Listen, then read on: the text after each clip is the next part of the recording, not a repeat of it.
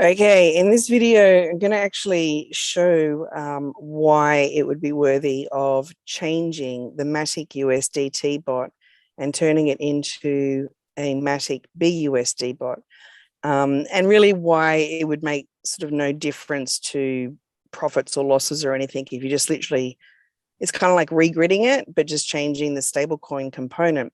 So before we start, just click on the admin area next to the 𝗏𝒂 USDT just to see what each trade is costing.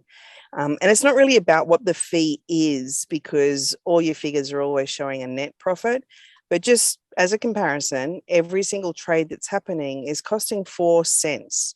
Because USDT is a stable coin, you may as well say it's 4 US cents.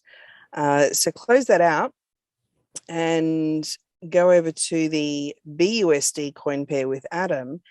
And with BUSD, going into the admin area.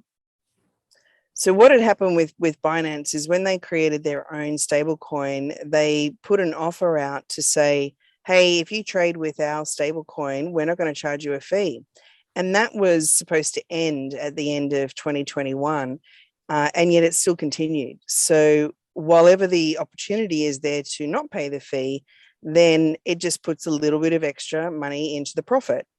Again, your profits are always showing as a net figure, but why not take that 4 cents per trade that over a daily and therefore weekly and therefore monthly period, I'm sure is going to add up to being more profit.